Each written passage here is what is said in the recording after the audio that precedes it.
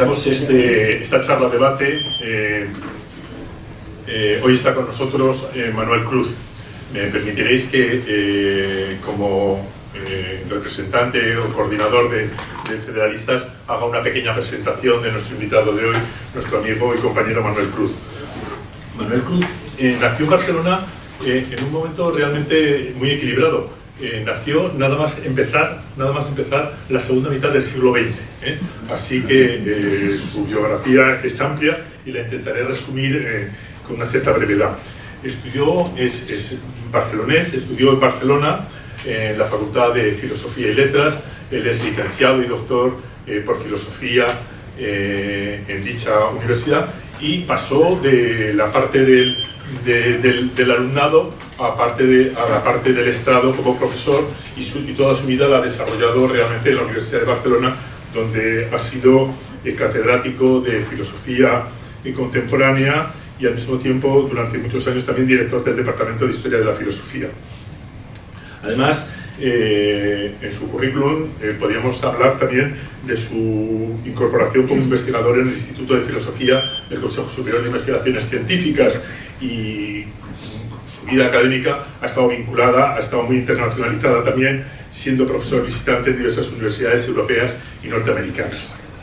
Bueno, bien cumplidos ya los 60 años, en 2013 Manuel Cruz fue uno de los fundadores y primer presidente de la Asociación Federalistes d'Esquerres, entre el año 2013 al 2016, entidad que, como bien sabemos y sabéis, defiende un encaje federal de Cataluña frente a la opción soberanista. Y siguiendo su estela, la estela de Federalistas d'Esquerra, constituimos nosotros en Federalistas de Aragón justamente en el 2017 nuestra propia asociación. Manuel Cruz en el 2016, 3 años más tarde, fue elegido diputado por el Partido Socialista de Cataluña en las Cortes Generales, para las Cortes Generales por la circunscripción de Barcelona, y en la legislatura posterior ya ha sido senador, puesto que mantiene hasta la actualidad. En el año 2019, incluso en esa legislatura corta del año 2019, ocupó el digno cargo de presidente del Senado. Bueno, la personalidad de Manuel Cruz es poliédrica, no solo tiene una vida académica, también tiene una vida política, pero también tiene una vida como un hombre que es en gran medida una persona pública por la palabra y por los escritos. No solo desde el punto de vista académico, como digo, porque él ha publicado numerosos artículos académicos y publicaciones, libros propios, más de una treintena, más de 35 libros individuales, ¿no? Quiero decir que su tarea dedicada justamente no solo a la investigación, sino también a la divulgación de cuestiones importantes filosóficas es realmente importante. Y sobre todo tiene una labor pública que me parece que es encomiable para cualquier académico, que es intentar divulgar en los medios de comunicación muchas de las cuestiones que un académico puede ayudar o tiene la responsabilidad de comunicar a sus ciudadanos, ¿no? Sus habituales colaboraciones en medios de comunicación como El País, La Vanguardia, Cataluña Radio, la cadena SER, son conocidas incluso por casi todos nosotros, ¿no? Además, puede decirse que en su amplia bibliografía, yo no voy aquí a comentar, no voy a hablar de todos sus títulos de sus libros, aunque comentaré simplemente algunos de los últimos, ¿no? Brevemente, no sé si os parece, ¿no? Entre sus diversas líneas de interés, pues, de esas publicaciones, ha contado con reflexiones sobre filosofía de la historia. Allí, en alguno de estos libros, ha planteado, frente a la idea de una historia lineal con algún sentido, Manuel Cruz siempre ha presentado la idea de una historia que vuela sin rumbo, como una flecha sin blanco. Es uno de los títulos de uno de sus libros que fue premiado hace unos años, ¿no? También otro de sus temas habituales es el tema de la memoria, ¿no? El tema de la memoria, el lugar de la memoria en el mundo actual.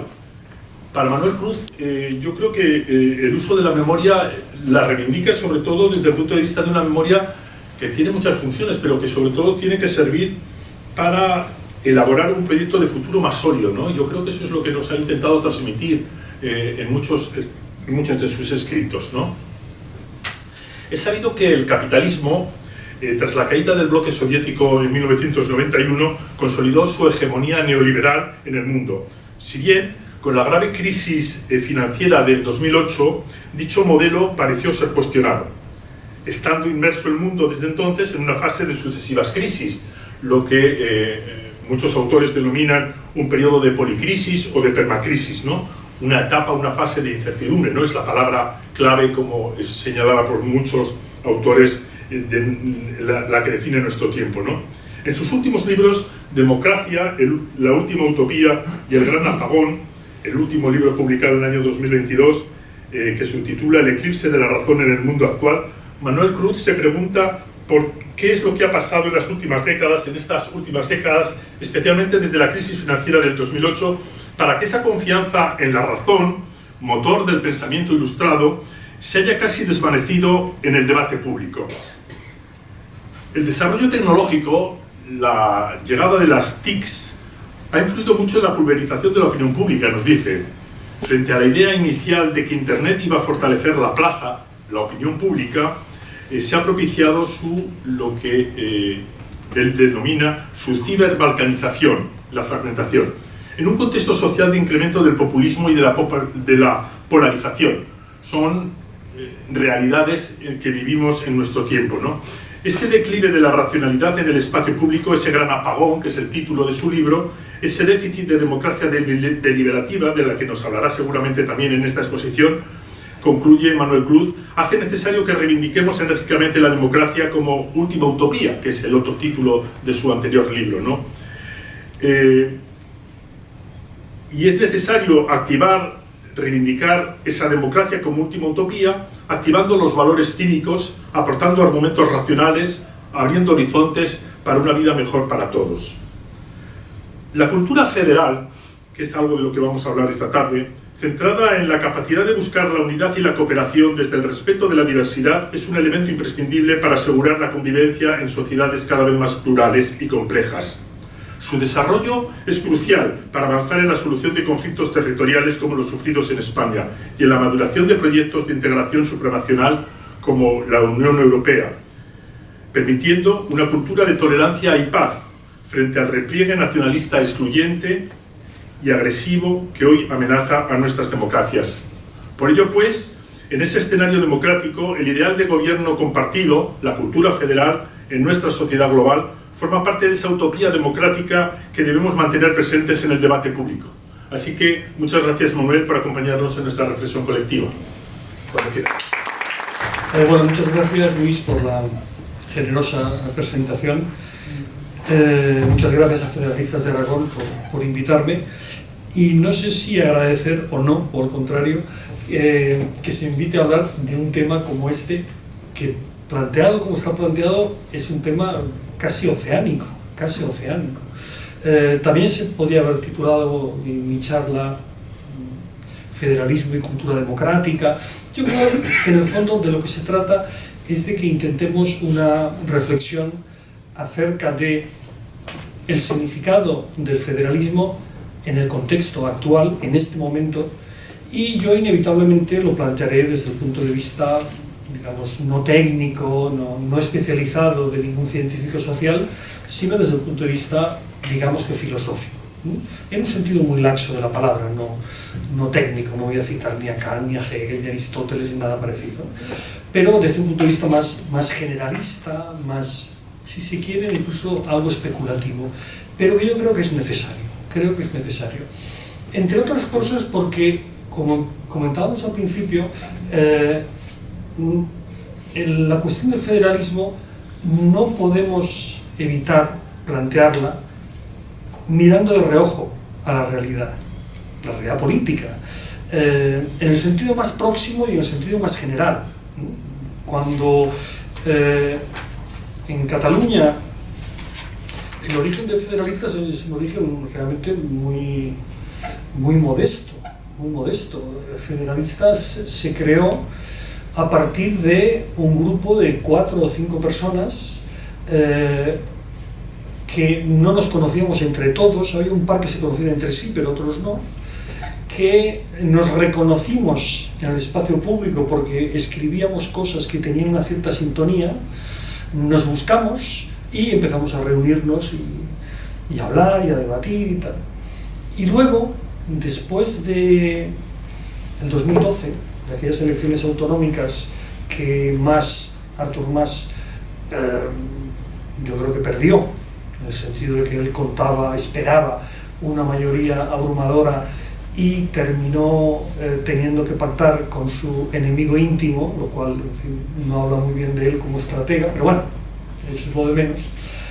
En 2013, efectivamente, nos planteamos constituirnos en asociación y empezamos, entre otras cosas, a reflexionar sobre el federalismo, pero también a intentar intervenir, quizás sobre todo intentar intervenir en el espacio público, porque en aquel momento en Cataluña el federalismo, y así lo comentábamos hace un momento, era reactivo.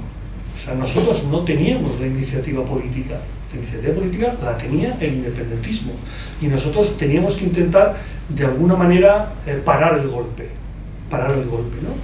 Y yo creo que eso, como no es una cuestión personal, sino de una asociación, de un grupo, que luego afortunadamente se extendió, pero creo que eso en Cataluña, esa función se cumplió.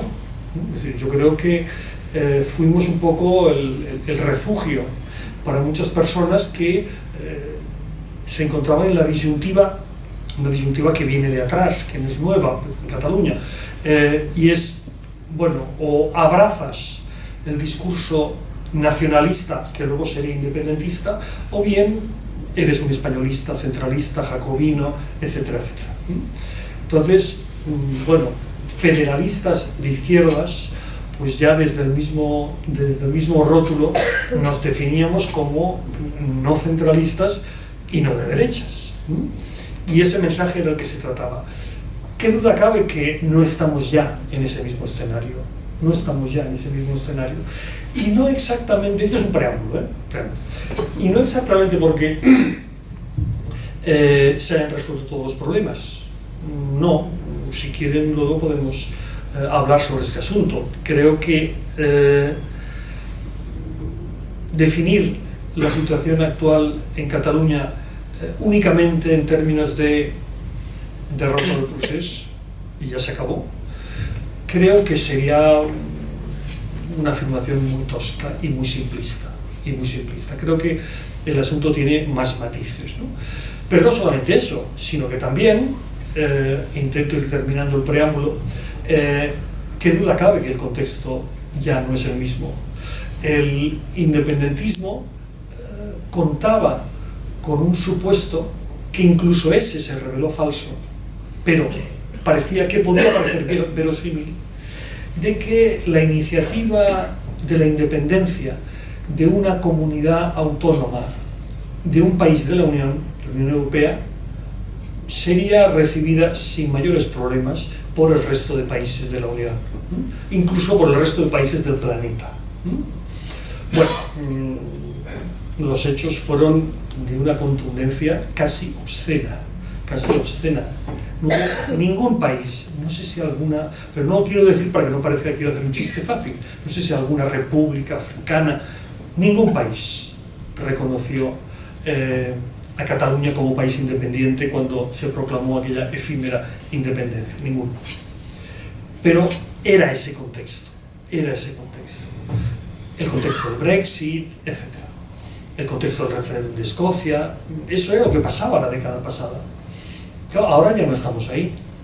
Ahora estamos en una situación geoestratégica absolutamente diferente.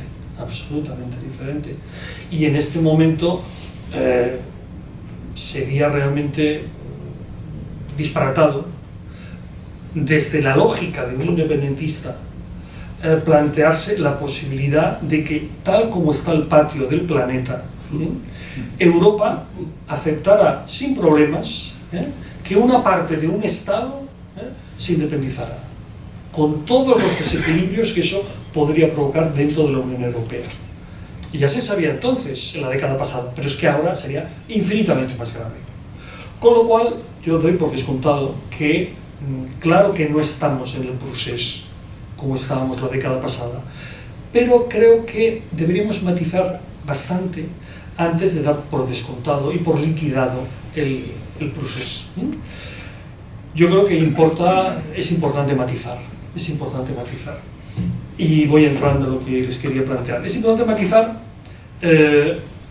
porque lo que está pasando en el mundo afecta a las democracias y las afecta en un sentido bastante esencial, que va a terminar, eso lo plantearé al final, repercutiendo sobre la misma, digamos, expectativa federal. He empezado diciendo, estoy repitiendo lo de los matices, porque me parece importante lo de los matices. Quizá el filósofo pensador de izquierdas más importante que ha dado este país, que se llama Manuel Sacristán, decía un par de cosas sobre los filósofos que no estará de más recordar. Una era que el filósofo es, él decía, un especialista en generalidades, lo cual se parece bastante a un oxímoron, ¿no? Con una cierta retranca añadía, el filósofo en general, filósofos y filósofas, por favor, evítenme tener que decir esto a cada momento. El filósofo es esa figura que se caracteriza por saberlo todo sobre el ser y nada sobre ningún ente en particular. Bueno, y no le faltaba una cierta razón.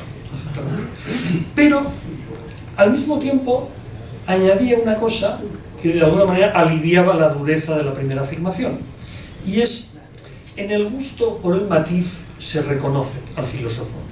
Y creo que esto es importante tenerlo en cuenta. ¿Por qué lo del matiz viene a cuento? Porque quizá tiene que ver con lo que se puede esperar de un filósofo. Luego no quiere decir que lo cumpla o que lo cumpla bien, ojo, pero lo que se puede esperar, ¿no? Y yo creo que lo que se puede esperar, o lo que se deduce de lo que les estoy diciendo del filósofo, es que tenga lo que aquel eminente filósofo argentino que se llama Jorge Valdano decía, mirada en gran angular. Mirada en gran angular. Cuando hablaba de, en fin, no sé qué centrocampista que, en fin, que dominaba la escena, ¿no? Pues decía, levantaba la cabeza y tenía una mirada en gran angular. Los que son un poco futboleros saben que lo que caracteriza al mal futbolista es que ni siquiera levanta la mirada, está todo el tiempo mirando la pelota y tal, nunca juega bien, nunca acierta con los pases, siempre tira desviado, etc. Entonces, esta mirada en realidad tiene que ver con la aspiración, que se supone que tiene la filosofía, de tener una mirada sobre el conjunto de lo real. El filósofo no es alguien que sepa de nada en particular, nada específico, que eso lo sabe mejor cualquier científico social o cualquier científico natural, o lo que sea, sino que, de alguna manera, por decirlo con muchas comillas, sabe el lugar que le corresponde a cada cosa. Luego de esa cosa en particular hablará otro, pero debería saberlo. El mejor filósofo es el que sabe el lugar donde van las cosas. Bien, si hablamos de la filosofía, de la democracia, ¿cuáles son los matices que interesa introducir? ¿Qué entendemos por democracia, más allá de la cuestión de cuestiones técnicas relativas a libertades formales, rasgos legislativos, en fin, cámaras representativas, etc.? Yo creo que una definición, probablemente de inspiración inicialmente aristotélica, de la democracia es probablemente la mejor manera que hasta ahora hemos sido capaces de concebir para vivir juntos, compartiendo un ideal de vida buena. La expresión vida buena es, como saben, aristotélica, ¿no? Es una manera de vivir juntos, pero específica. Claro, alguien podría decir, bueno, hay muchas maneras, en las dictaduras también se vive juntos. No, pero, digamos, lo que caracteriza la manera de vivir juntos es compartir un ideal de vida buena. Eso La forma que puedo adoptar es, como les decía, la forma democrática que, según la cita célebre de Churchill, es el mejor sistema, el peor de los sistemas si exceptuamos a todos los demás. Bien, a lo mejor esta cita, esta afirmación de Churchill tan repetida y tan conocida, a lo mejor le podemos intentar sacar una cierta punta. Y más allá de lo que tiene de aparente paradoja, plantearnos, bueno, lo que se está diciendo, lo que estaba diciendo, es que la democracia no es algo así como una fórmula consolidada, no es una receta que si se aplica bien, todo sale bien, sino que la democracia tiene mucho de eso que los anglosajones llaman el work in progress. Es algo que se tiene que estar haciendo y rehaciendo. ¿Por qué? Entre otras razones, porque la propia sociedad cambia. Pensar que pudiéramos dotarnos de una estructura que permaneciera inalterable a través incluso de los siglos, sin introducir ninguna modificación, sería una afirmación un poco arriesgada, casi metafísica. Yo a veces me planteo esto, digamos, por medio de una metáfora, ¿no? Decir, bueno, la democracia es a una sociedad lo que la vestimenta, un ropaje, un vestido, es a un cuerpo. Y los cuerpos cambian. Y a medida que los cuerpos cambian, pues lo que uno llevaba antes a lo mejor ya no le sirve. Pero los cuerpos cambian, pero no cambian a escala. Es decir, un adulto no es exactamente igual que un niño 10 veces más, sino que ha cambiado su forma. Los ropajes tienen que adaptarse a esos cambios. Eso introduce una cuestión nada banal. Yo a veces cuando pongo este ejemplo, claro, recuerdo cosas que, como, en fin, Luis ya ha tenido la indiscreción de decir que nací con la segunda mitad del siglo, pues no le sorprenderá. Yo recuerdo aquellas épocas en las que las madres reservaban un dobladillo por dentro para poder ir estirando el pantalón a medida que el niño crecía. Las niñas no llevaban pantalones, y las niñas supongo también lo mismo, ¿no? Aquellas épocas en las que los abrigos se volvían al revés, para que parecieran nuevos, etc. Es decir, ahora no, ahora como todo se tira y se va a Zara y se compra uno nuevo, el ejemplo ya no sirve tanto. Pero si me aceptan el ejemplo, podríamos decir, bueno, el cuerpo cambia y nada garantiza que el arreglo que le encargamos a la modista o que hace la abuela sea adecuado o salga bien. Es decir, puede haber problemas. O sea, no tenemos que dar por descontado de que, bueno, cambia la sociedad, cambia la democracia. Pero sí, pero ¿cómo? Sí, pero ¿en qué sentido? Sí, pero ¿de qué manera? Ahora estamos viendo, estamos intuyendo transformaciones que hemos vivido ya, transformaciones muy fuertes. Por ejemplo, la explosión de los medios de comunicación, ¿qué duda cabe que ha alterado el funcionamiento de la democracia? ¿Qué duda cabe?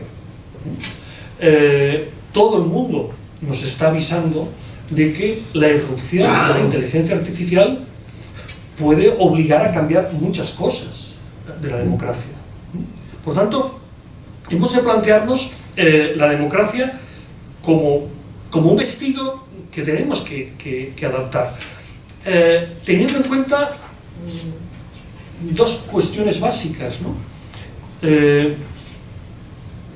Una dimensión, vamos a llamarle social, y una dimensión histórica.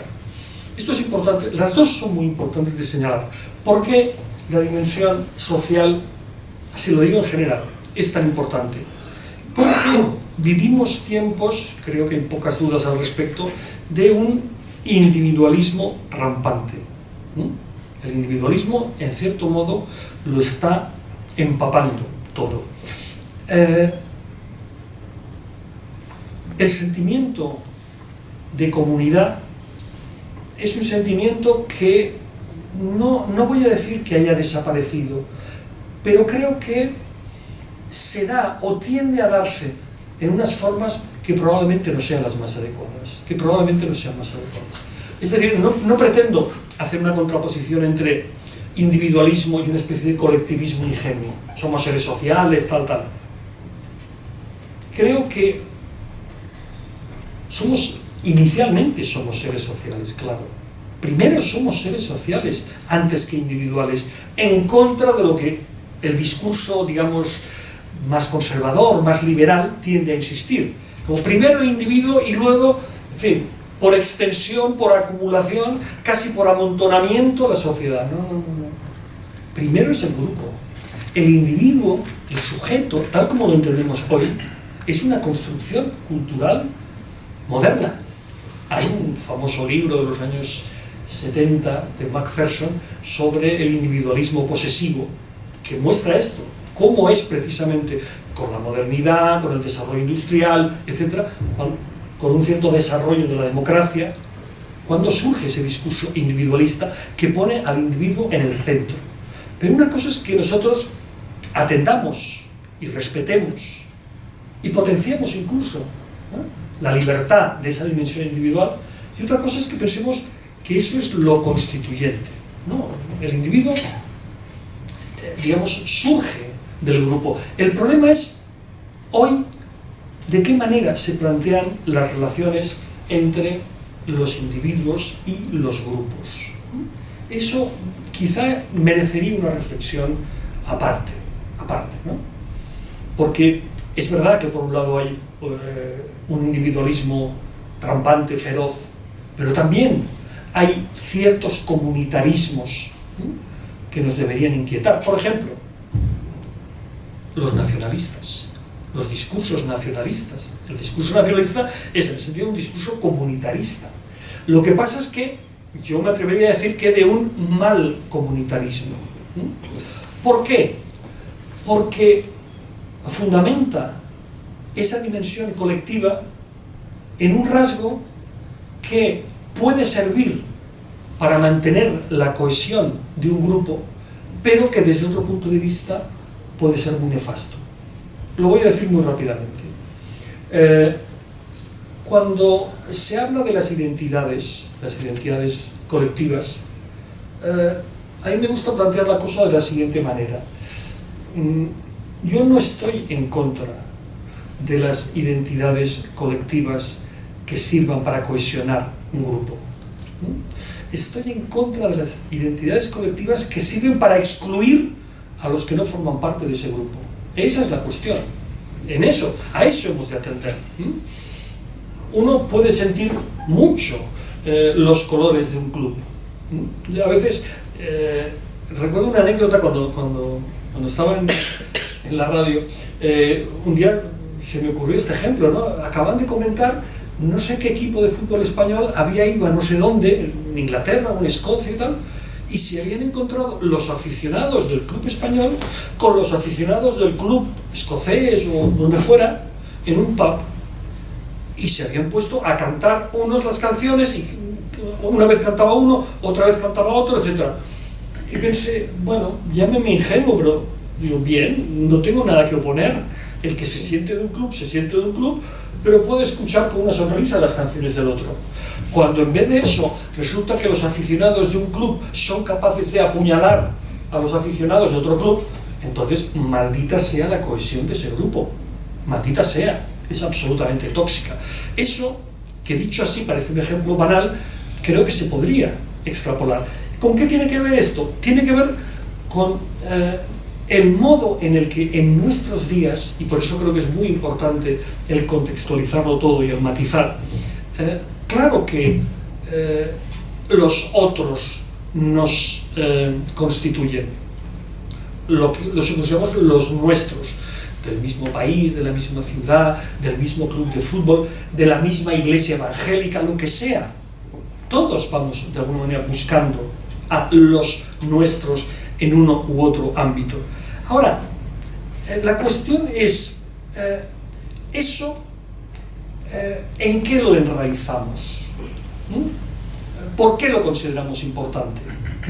¿Hasta qué punto damos por descontado que estar en ese grupo nos atribuye algún tipo de acierto, de verdad o lo que sea? Esa es un poco, para mí, la cuestión. Y el problema en nuestros días, problema, digamos, no ex nihilo, no es que haya surgido de golpe, pero sin duda se ha acentuado, es que esa cohesión hoy es básicamente emotiva o básicamente emocional y apenas es racional, prácticamente no es racional. La racionalidad está, y por eso la pertinencia de Luis citando ese libro, El Gran Apagón, es algo así como el ocaso de la razón, el ocaso de los argumentos, su sustitución por las emociones, Eso viene, no es nuevo, no es nuevo, pero hoy se ha acentuado. Es más, hubo una época en la que no le dábamos importancia a esto. Ahí decimos, no, bueno, claro, cada vez hay una dimensión emotiva, solo faltaría, tal. Sí, pero primero, mucho cuidado con la dimensión emotiva. Mucho cuidado con considerar que lo emotivo es algo así como la verdad en crudo. Y mucho cuidado con desalojar a las razones colocando en su lugar las emociones. Y yo recuerdo hace unos años que se lo comentaba a un discípulo de Manuel Sacristán, desgraciadamente también fallecido, Paco Fernández Boy, y estábamos hablando de fútbol.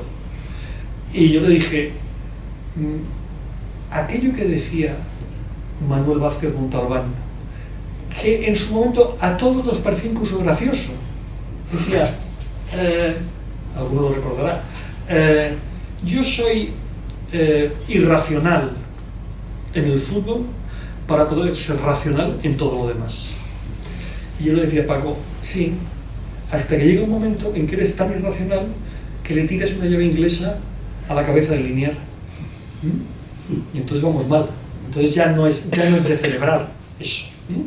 Pero en muchas ocasiones, bueno, hoy en día, ¿qué les voy a contar? Si dejáramos que la gente fuera irracional en los campos de fútbol, evidentemente se dedicarían muchos energúmenos a gritar a los futbolistas de color, en fin, de origen magrebí, etcétera, a aplaudir las agresiones, y todos damos por descontado que eso no es bueno, Es decir, hemos de introducir, obviamente, criterios de racionalidad, y hemos de reflexionar bien acerca de la manera en la que los otros nos constituyen. Eso es muy importante. Yo les he dicho, los otros nos constituyen. Los otros son, y ahora sí de citar a Kant, como el aire de la paloma kantiana. Kant decía aquello de que el aire parece que no existe porque nadie lo ve, pero si no hubiera aire, la paloma no podría volar. Bueno, pues los otros nos constituyen y son como el aire de la paloma kantiana. Y los otros nos constituyen, y es muy importante esto, porque va a operar a todos los niveles. Y nos constituyen, es decir, nos hacen ser quienes somos, como individuos y como grupo, a través de determinados mecanismos, el mecanismo del reconocimiento. Nosotros sabemos quiénes somos a través de los demás. Los demás son como un espejo que nos hacen saber, nos hacen conocer nuestra identidad. Jaspers decía una cosa, en fin, bonita e inquietante, ¿no? Decía, los demás, las personas con las que nos relacionamos, son como espejos que nos rodean. Y cada uno nos devuelve un ángulo de nosotros mismos y nos hace saber algo de nosotros mismos. Cuando alguien envejece y va sobreviviendo a sus coetáneos, es como si se le fueran rompiendo los espejos.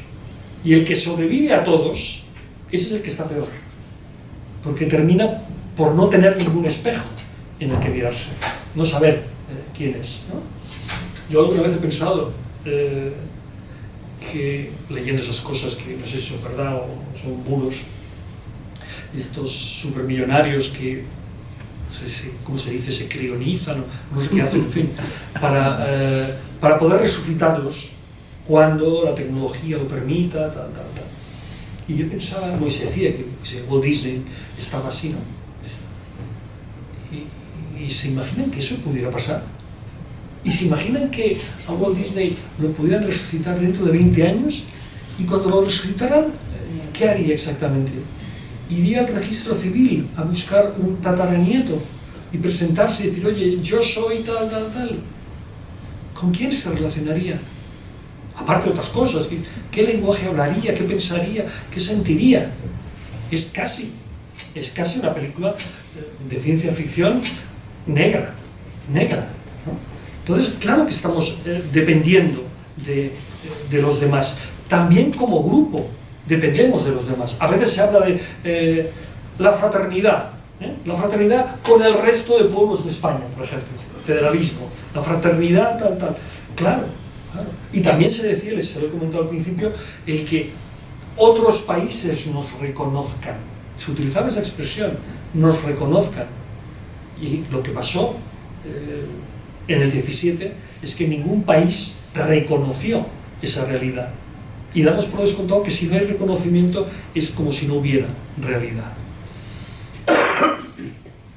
Pero además de esta dimensión social, la democracia incluye una determinación histórica.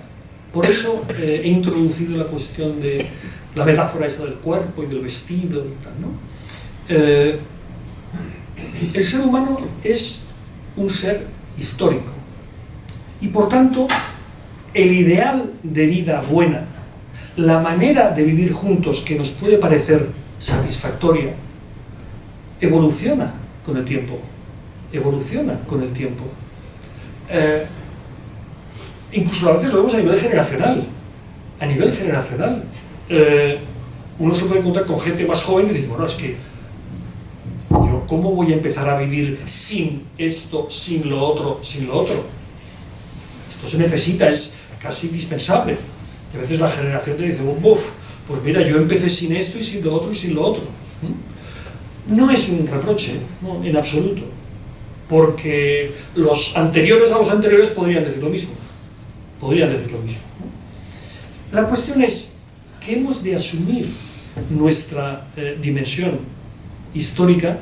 Pongo ejemplos no por una especie de paternalismo, para que ustedes me entiendan, no, para entenderme yo, ¿no? Es decir, para ver si efectivamente podemos mostrar en la realidad casos así.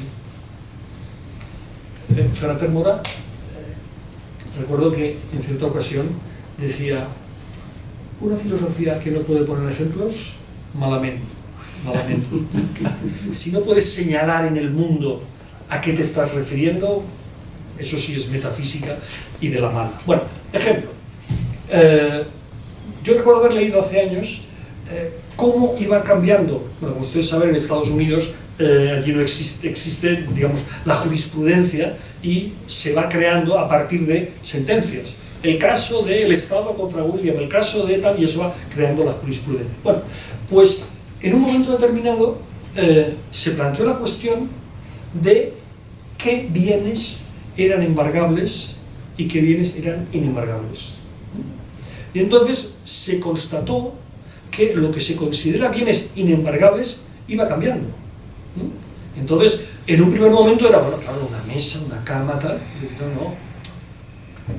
y la calefacción, y la televisión, y tal. Y no sé cómo está este asunto hoy en día, cómo habrá evolucionado la jurisprudencia, pero muy probablemente hoy un juez diría, bueno, ¿y la conexión a internet? Eso es inembargable. Entre otras cosas porque vivimos en una sociedad en la que todo un tipo de relaciones a las que los ciudadanos vienen obligados, solo se puede hacer por vía telemática. O sea, no hay otra manera. Entonces alguien puede decir, es que hoy la conexión a internet es inembargable. Vale, pues sí. Va evolucionando. ¿Por qué me interesa señalar esto? Por algo que me parece que tiene un enorme interés en nuestros días, incluso me atrevería a decir en estos días, ¿no? Y es, si introducimos la determinación histórica, hemos de introducir lo que podríamos llamar la falibilidad. Es decir, el que nos podemos equivocar. Si realmente vamos cambiando y vamos evolucionando, ¿en nombre de qué podemos asegurar que todas las decisiones que nos vemos obligados a tomar son buenas o tienen la forma adecuada? ¿En nombre de qué no nos equivocamos? Es decir, ¿qué nos garantiza el acierto? Es decir, ¿qué nos garantiza que en todos los ámbitos estemos progresando? ¿Qué nos lo garantiza? ¿En nombre de qué? ¿No? Volviendo al ejemplo anterior, nada garantiza que el sastre o la modista a la que se han encargado los arreglos de la ropa para el niño o la niña que pega un estirón vaya a acertar con eso. Nada. Claro, esto es importante, porque vivimos una época en la que sabemos esto por una parte, pero por otra parte hablamos con una enorme, yo diría que ligereza de avanzar. A veces la contraposición entre unos y otros es que hay unos que quieren avanzar y otros que quieren retroceder. Bueno, bien, en el debate político yo puedo entender que se utilizan estos términos, pero si nos paramos a pensar, avanzar, bueno, perdone la impertinencia, avanzar ¿hacia dónde? Digo yo, porque, digamos, no se trata por avanzar en cualquier dirección, se supone que debemos ser capaces de plantearnos en qué dirección. Claro, esto nos lleva al asunto que estamos planteando, ¿no?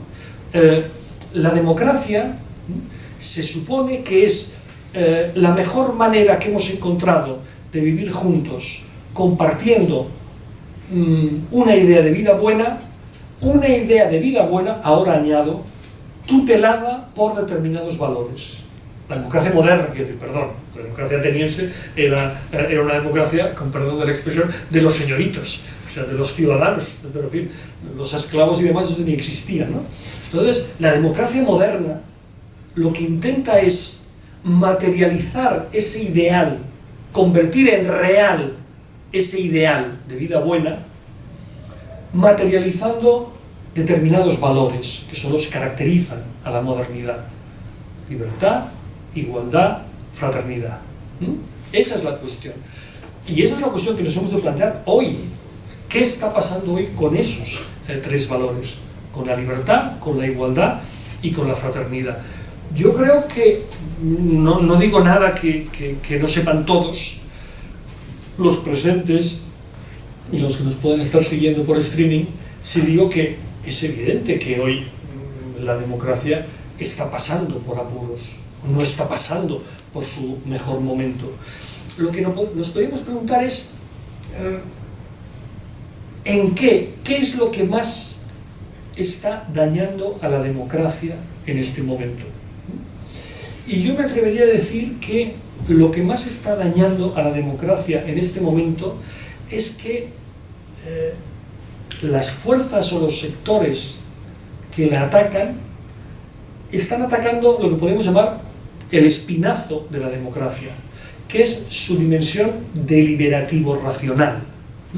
La democracia, como dice Habermas, es deliberativa, por tanto es racional, claro, es deliberativa. Y lo que está francamente en retroceso en nuestra sociedad es esa dimensión deliberativo-racional. ¿Por qué está en retroceso? Por diversas razones. Algunas, en cierto modo, han quedado apuntadas en la presentación de Luis. El ocaso de los grandes discursos, de los dos grandes discursos que dominaron el siglo XX, o sea, la derecha y la izquierda de la modernidad eran el liberalismo y el socialismo, por decirlo a brochazos, pero en fin, me he dejado el pincel fino en casa, pero esos brochazos tienen un punto de verdad. La derecha, ideológicamente, de la modernidad, venía representado por el liberalismo, y la izquierda por el socialismo. Bueno, de alguna manera, los dos han entrado en una crisis profunda, una profunda crisis. El ideal de emancipación, bueno, recuerden lo que decía Hobsbawm. Hobsbawm hablaba del corto siglo XX que iba de la Revolución Rusa a la caída del muro. Es decir, el proyecto socialista, el proyecto de inspiración marxista definía, configuraba el siglo XX. Bueno, eso se derrumba con la caída del muro. Solo queda en pie, de las dos dimensiones, solo queda en pie la idea liberal del mundo. Pero esa idea liberal del mundo también entra en crisis en el 2008. Los grandes tópicos del liberalismo, es decir, la idea de que, lo resumo muy abruptamente, la idea de que la sociedad es capaz de organizarse por sí misma y que por tanto el Estado tiene que cumplir unas dimensiones básicas, pero ya está. La sociedad se organiza por sí misma, las personas, en fin, se preparan ellos su propia jubilación y su propia pensión, se pagan su propio seguro médico, y el Estado que haga lo mínimo, la justicia y poca cosa más, y ya está. Bueno, por supuesto, la economía se autorregula, faltaría más, no hay que introducir ninguna instancia de control, ni a nivel nacional ni a nivel internacional. Nada, organizaciones internacionales de consumo, ¿para qué? Nada. Esa idea de la desregulación absoluta como ideal liberal salta por los aires en el 2008. Y en cierto modo, la onda expansiva llega hasta el 2020 con el COVID. Como han señalado algunos autores, digamos, el COVID muestra, digamos, la inexcusable necesidad del Estado. Inexcusable necesidad del Estado. Que se haga cargo de determinadas dimensiones, por así decirlo, Foucaultianamente, del cuidado colectivo. Lo que quiero decir es que, de alguna manera, ese eclipse de la razón tiene que ver con el ocaso de los grandes discursos que nos proporcionaban, de las grandes visiones del mundo que nos proporcionaban todo, una propuesta política, una propuesta ética, etc. Y ahora estamos en esa situación. La política se ha visto directamente afectada por esto, porque antes se podía pensar, o si quieren fingir, me es igual, que las diversas opciones políticas representaban diversos discursos, representaban, los menos jóvenes del lugar recordarán la expresión, diferentes modelos de sociedad. Hoy nadie habla de modelos de sociedad, hay un modelo de sociedad, stop, nadie habla de modelos de sociedad. Entonces, la política se basaba en eso, la pluralidad política se basaba en eso, en la existencia de diversas perspectivas, diversos puntos de vista, cada uno de ellos susceptible de ser argumentado y razonado, es decir, atendiendo a razones. Si la razón entra en crisis, la sustitución, el sustituto o la sustituta de eso, ¿qué es? La emoción, las emociones. Y es ahí donde estamos. Hoy la confrontación política es más una confrontación en términos de una identidad muy sentida que de una argumentación. Si fuera en términos de argumentación, es decir, si fuera en términos de diálogo, el diálogo básicamente da por descontado la posibilidad de que el otro me convenza. Da por descontado eso. Yo a veces lo he planteado así. No hay que confundir el diálogo con la negociación. En la negociación, las partes que intervienen, por así decirlo, intentan defender sus intereses y elaboran diversas estrategias para intentar salvar al máximo sus intereses.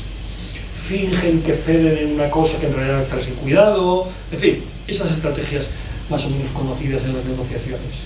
El diálogo es otra cosa. En el diálogo uno tiene que estar dispuesto a dejarse convencer por el otro. Y si no está dispuesto a eso, no hay diálogo.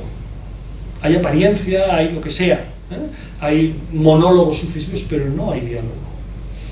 Claro, el diálogo planteado así deberíamos celebrarlo. El diálogo es esa oportunidad, esa fantástica oportunidad en la que el otro nos regala la posibilidad de caer en la cuenta de que estamos equivocados. Deberíamos celebrarlo. Deberíamos abrazar al que nos demuestra que estamos equivocados. Pero esta no es época de diálogo. Esta no es época de diálogo. Esta es época de confrontación. Es época de confrontación. Es época de polarización. En este contexto, ¿es este el mejor momento para el federalismo?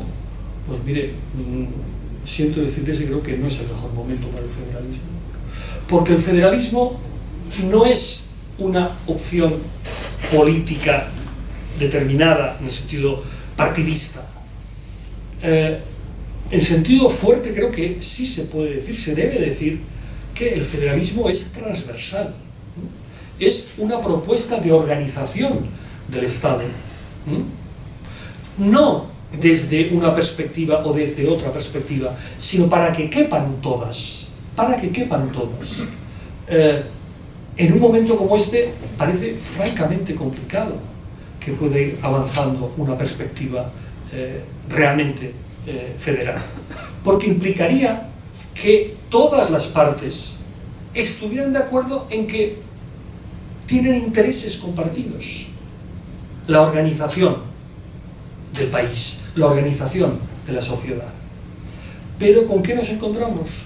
Con que las fuerzas políticas, hoy más que bipartidistas, bibloquistas, sistemáticamente le niegan la legitimidad política al otro bloque.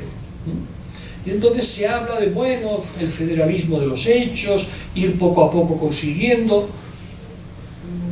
¿Qué quieren que les diga? Yo creo que si algo se necesita en este momento, si algo necesita la sociedad, me refiero, es una cierta altura de miras.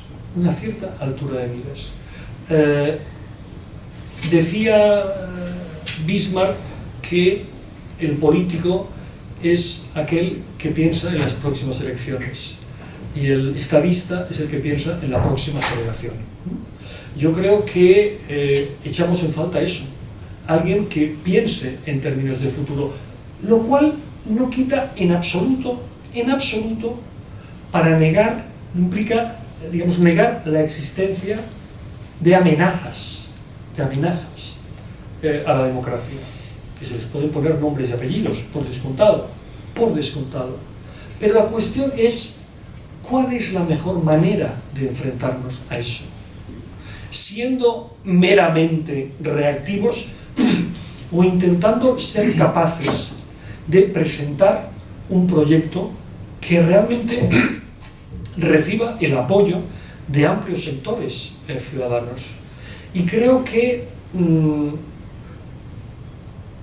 no es la mejor manera en este momento de hacer política y de enfrentarse a los problemas que tiene hoy la política, ninguna variante del no pasarán. Creo que esa no es la vida. Entre otras cosas porque hay algo que no podemos olvidar. En muchas ocasiones todos nos hacemos trampas con el lenguaje, todos. Y a veces, pues, no sé, buscamos cuando estamos muy tristes y tenemos ganas de llorar, en fin, buscamos la expresión que más nos duele, o a veces al revés, que más nos gratifica. Todos nos hemos hecho trampas con el lenguaje, pero yo creo que la mejor manera de enfrentarse no es a través de esa estrategia puramente reactiva. Y les decía, hablamos de las amenazas a la democracia como si fueran amenazas anónimas, o mejor dicho, impersonales, o mejor dicho, atribuibles a determinadas personas, las que sean en cada caso, ¿no? Pues, en fin, Trump, Trump, en fin, el húngaro, Marine Le Pen, tal. Sí, pero hay una cosa que es muy, muy obvia, pero me parece que conviene no olvidar. A Marine Le Pen, a los que han votado la alternativa por Alemania, como se llama, que por cierto ha sacado mayoría en la antigua República Democrática. Habría que pensar en eso, ¿no? Pero quien vota a Marine Le Pen, quien vota, en fin, a Orbán, quien vota a tal, quien vota a Trump, o sea, les votan, discúlpenme la complicidad, pero supongo que lo puedo decir si estoy en un foro federal, les votan en vez de votarnos a nosotros. Es más, tenemos constancia, sociología electoral, que muchos de esos votantes antes habían sido votantes nuestros y se nos han ido.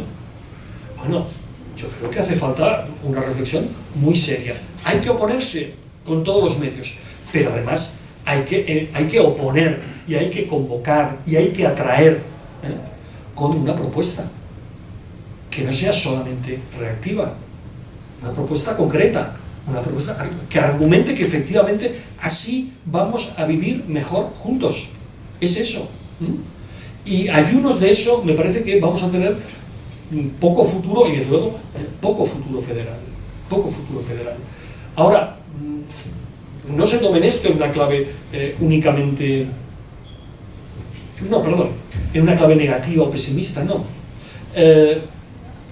Antes has aludido, ¿verdad?, a la incertidumbre, has introducido la incertidumbre.